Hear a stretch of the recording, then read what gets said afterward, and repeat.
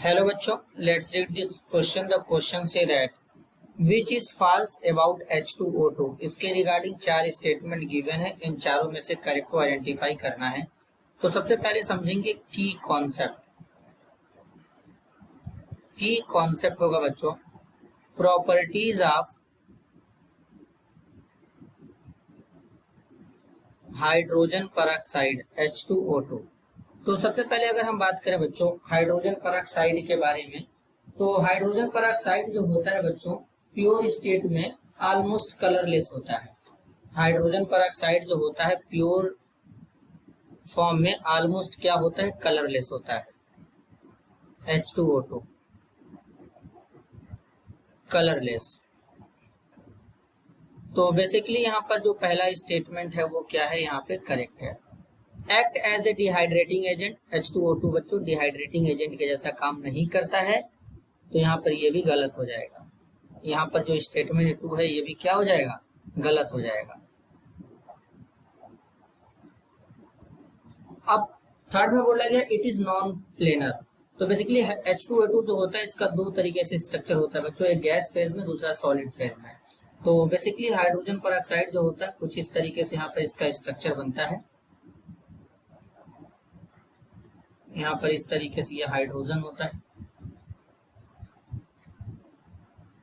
यहाँ पर इस तरीके से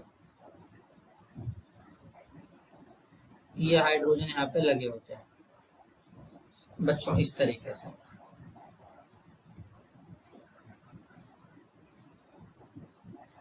और यहाँ पर ये जो होता है ये नॉन प्लेनर होता है।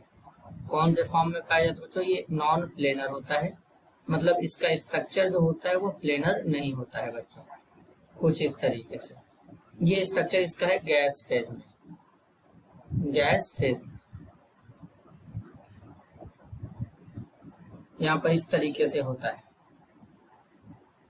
अब यहाँ पर ये जो बॉन्ड एंगल होता है ये 94.8 होता है डिग्री का।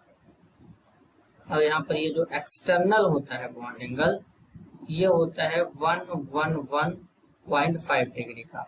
तो ये जो स्ट्रक्चर होता है ये नॉन प्लेनर होता है। नॉन प्लेनर का मतलब ये जो बॉन्ड है एक ही प्लेन में नहीं होते हैं, तो ये भी यहाँ पर करेक्ट होगा। अब ozone it can be oxidise by O3, तो ये भी करेक्ट है बच्चों। जो ओजोन होता है ये ऑक्सीडाइज हो जाता है O3 के थ्रू, कुछ इस तरीके से। Hydrogen peroxide